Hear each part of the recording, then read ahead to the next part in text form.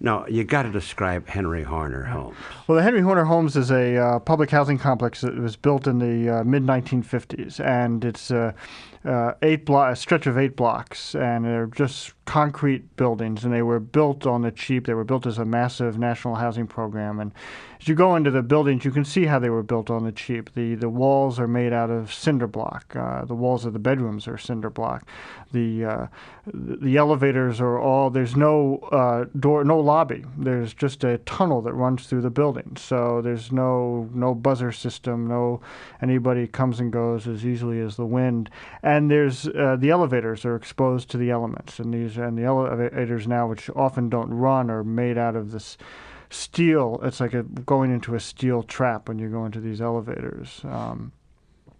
And they're all high rises. I mean, they just stack people on top of each other, so it's just awfully crowded. And they've done very little work on these buildings since the 1950s. It's been. And you describe the 50s to her. She thinks back, the mother, LaJoe, thinks back how exciting it was at that moment. Her family was the first family to move into their building, and she still remembers that day. She was, I believe, 5 years old at the time, and she talks, and I've talked to her and her sisters, and they talked about how the bricks were red as licorice, and the windows were shimmery, and they were so excited that they moved into a 5-bedroom home, and it was spacious, and it was gorgeous. It was so quiet you could hear the birds singing when the day they moved in. And of course now, I mean, everything is drowned out by the sounds of children and gunfire at night, and it's. You said something just then. You said it so casually. Children and gunfire. Right. It's something that happens so regularly there that in the midst of this violence, there is that because the drug wars and the gang, the disciples and the vice lords, and if one kid walk with a cap turned to the left in the wrong neighborhood, he's liable to get shot. Right. There is this.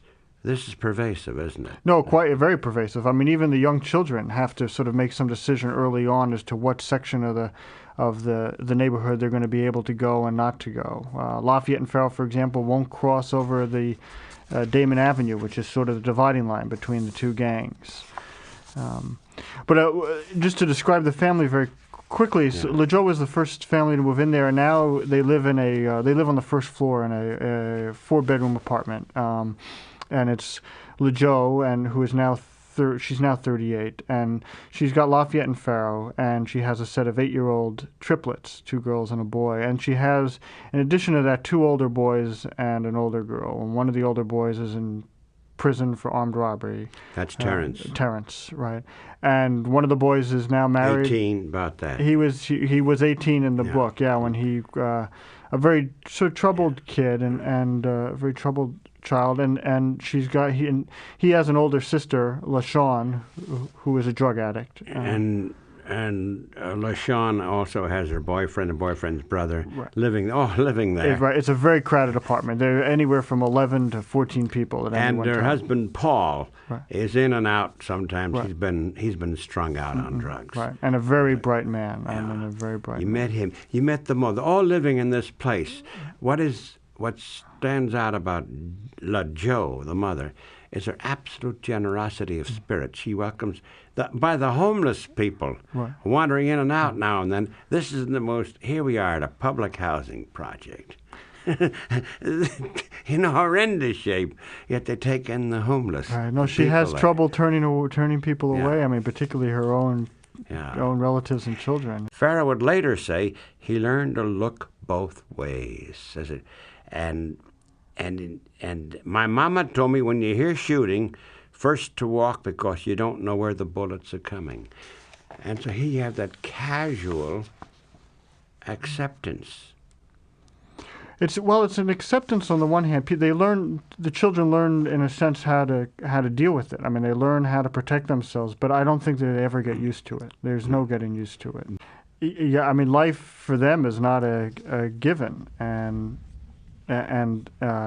if for them it's something that they really have to. I mean, something as fundamental as life is not given to them, and they have to strive for. There's one scene at the end of a funeral where 2 boys, Lafayette is talking with a friend, and one of them, and it's a funeral of a boy who was shot by another gang member. And this is Birdleg. Birdleg, who loves animals. Who loves animals, loves dogs, and Lafayette just really admired Birdleg. Birdleg was a little older than he. And at the end of as they walk out of the funeral, Lafayette says to a friend, he says, I don't want to. He says, I don't want to die and like that. And the other boy says to him, I just want to die just plain out. Meaning, I want to die just of natural causes. And there's this constant fear that they're somehow going to get caught up in the crossfire between the gangs, or that they may get caught up in drugs, which is a slow kind of death. We can talk about the drugs, too, and the drug dealers, the kids, and how they become, and why they become, and what it means to the community, too. There's one scene there that's a stunner. So much of the book is that. But about the matter of mortality, will I grow up? Well, they say, if I.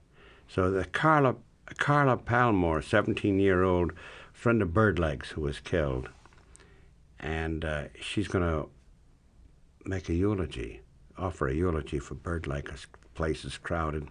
And through her speech, underlined the feeling among her peers that many of them, like Birdleg, might not make it to adulthood.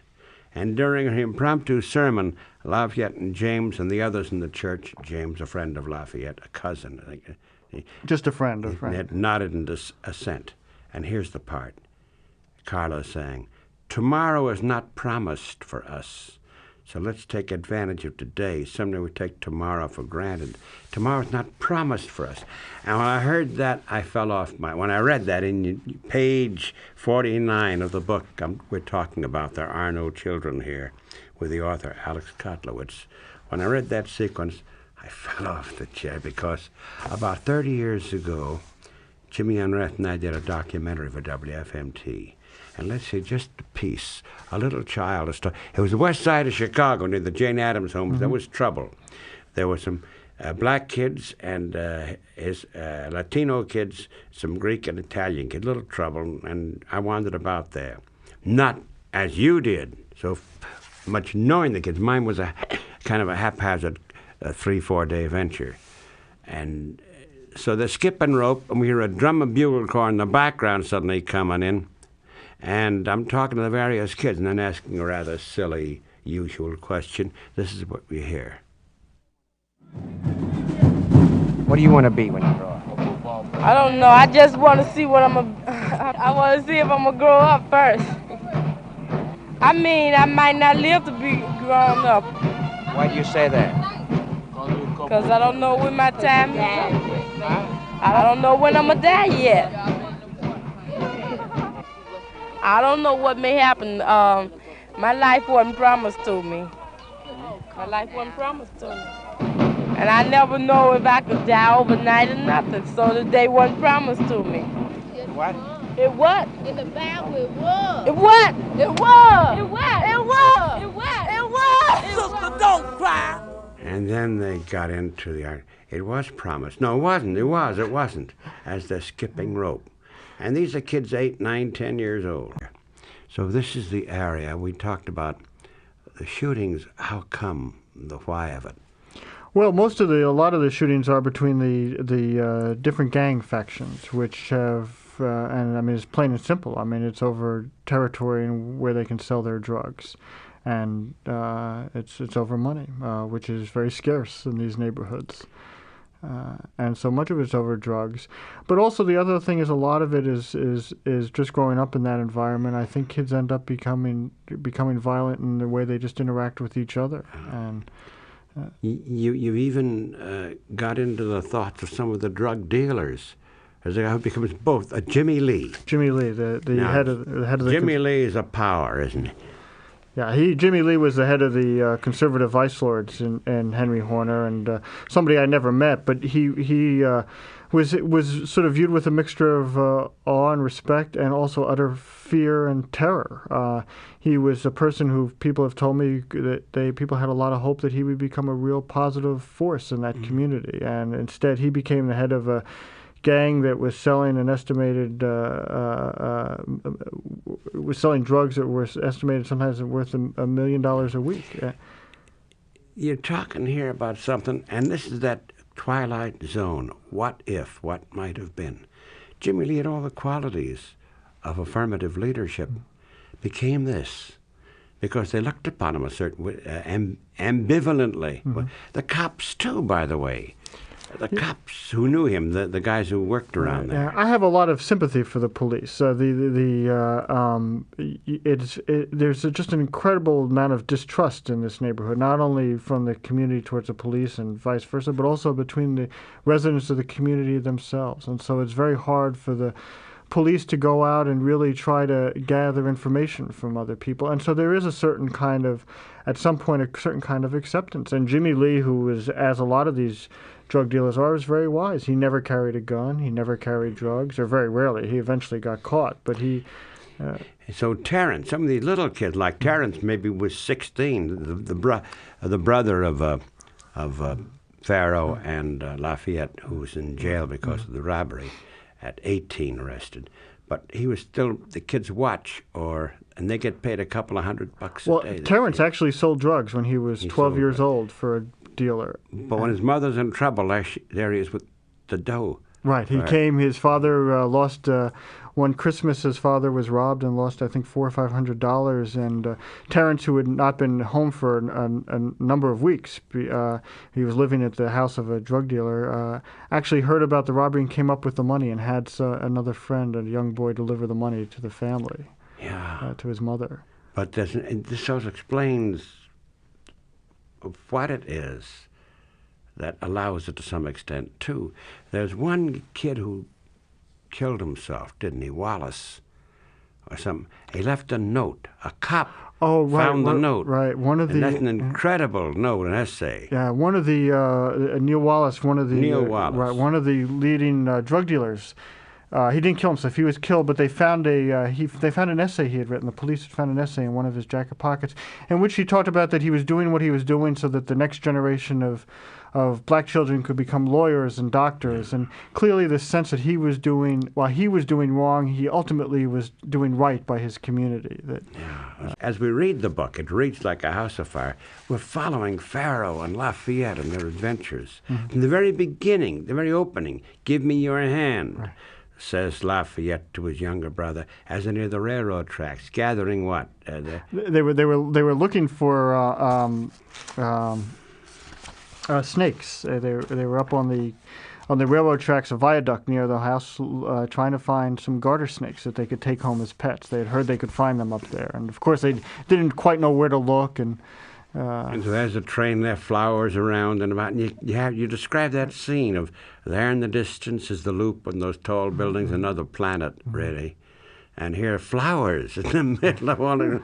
But then this part is again we know about people on trains, sometimes suburban, worry about it. Some crazy kid, usually meaning because black, are going to shoot randomly at them. These kids have their own fears. That the people on the train are going to shoot at them. Right. No, absolutely. In fact, I was what I did, in fact, to recreate the scene is I went up to the railroad tracks with Farrow, and he and I spent a couple of hours just sitting there one summer day, and there was a commuter train coming from downtown, and Farrow I could just see him getting all tense, and he insisted that I get down in the bushes with him. And I said, Farrow, what's wrong? What's wrong? And he pulled me into the bushes with him, and apparently the kids were so afraid that they were going to be shot at from the commuters who were passing by because they were trespassing on this property. And it's this sense that nobody quite knows who the enemy is. Some of the computers had heard similar rumors about neighborhood children, worried that, like the cardboard lions in a carnival shooting gallery, they might be the target of talented snipers. Indeed, some sat away from the windows as the train, here you with 8-year-old Farrell, as the train passed through Chicago's blighted core. And the boys felt the computers will crack shots. And so your last sentence of that paragraph, for both the boys and the commuters, the unknown was the enemy. When his friend, a man named Craig Davis, whom the community liked, he's sort of a disc jockey at the club, is shot in a horrendous way. This is one case the cops never apologized for anything for it. No. In that, Ezra Lafayette's despair and cynicism took over with the death of Craig Davis. Yeah, I think that was a kind of breaking point for Lafayette. I mean, it was Craig Davis was an older boy who was 19, who Lafayette just idolized. I mean, you can remember Lafayette was 13 at the time, and you can remember always, as a child, I can remember latching on to an older boy who I just thought was the ultimate. And Craig was a boy full of verve and vigor, and he would disc jockey, and they'd have dances in front of the building, and sadly Craig was shot in the back of the head, an accidental shooting by an alcohol, tobacco, and firearms agent. It's still unclear to this day why or exactly what happened, and no apologies, no word of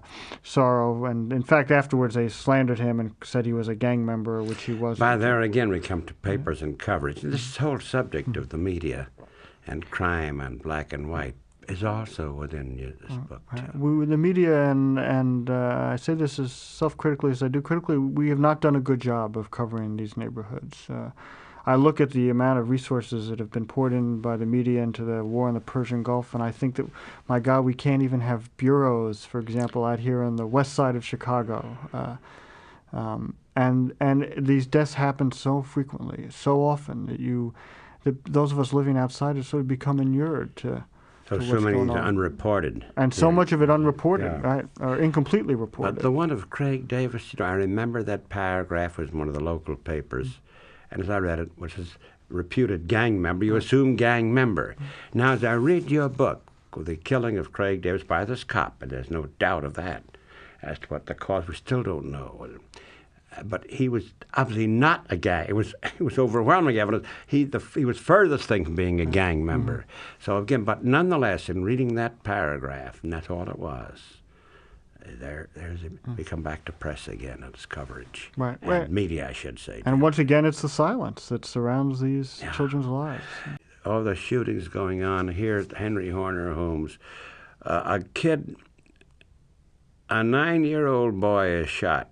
Yeah. Alonzo Campbell, and the shooting might have been unnoticed. He's shot, and they all over. They see blood all the time there, and these kids do. Little kids see it, right? And then you say about that time, treated in Winnetka, Laurie Dan, emotionally disturbed, shot those kids. And now you speak of the two Americas and the two ways of handling it.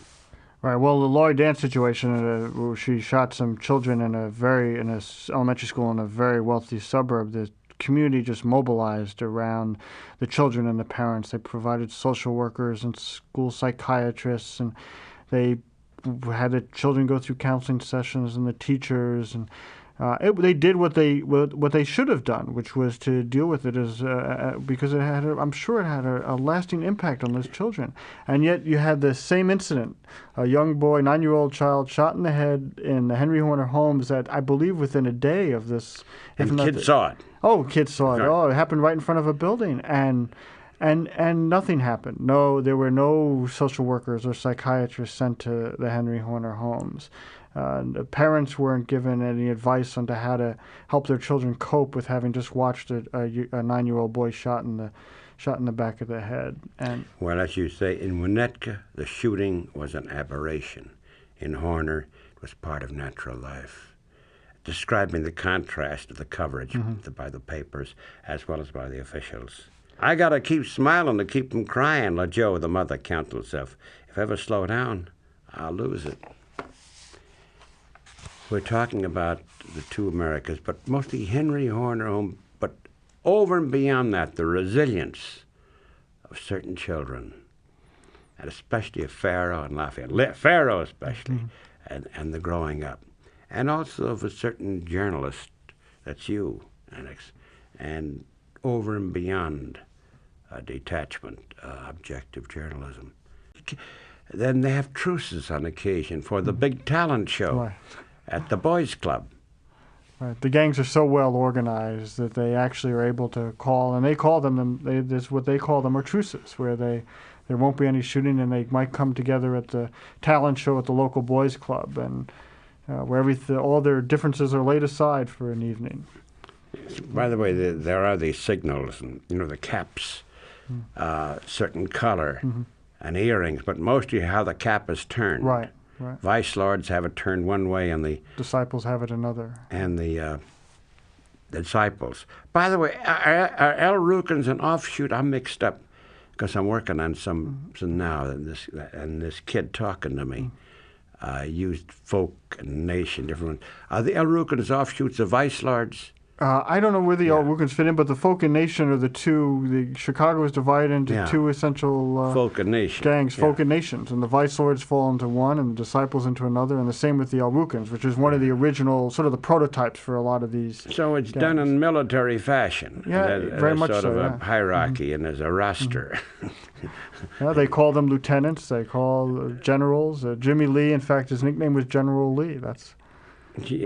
And so they have this laid out, and there's an understanding at times with the police, too, on occasion. Mm-hmm. Chicago Stadium plays a role here. The Chicago Stadium is right near isn't it? Right, it's just a block away, just a block from the south Henry Horner. of the Henry so Horner now house. we come to Bulls games and Blackhawks games. Right, and this is about the only time that really there's any contact between the outside community and Henry Horner, is it was when people come to watch the Chicago Bulls or Chicago Blackhawks, basketball and hockey teams respectively, and and the children will go and park cars, and what they mean by that is that they'll go and ask somebody if they'll pay them $1. They'll watch their car for the night and make sure nothing happens to it. And the kids love to go to the games, particularly Pharaoh, who's an avid basketball fan. And Pharaoh and I, and this is in the book, and the kids have told me that they've been turned away a lot at the gate, even if they had tickets. And I didn't quite fully believe them. And Pharaoh and I got standing room only tickets to a Chicago Bulls game, and we were going into the game, and one of the ushers looked down at Pharaoh, who was dressed somewhat bedraggedly, and he said, "I'm sorry, no neighborhood kids allowed." I was just horrified. And this happens often, where the ushers won't allow the children in because they live in the neighborhood. They have a ticket. Some Somebody spectator might coming along is late, and he can't sell the tickets. He might give it to a young kid like Pharaoh, for example. And so there's a lot of tension between the stadium and... But I'm talking about the stadium itself and the events, and the kids pick up $1 or $2, and sometimes if the customer turns them down...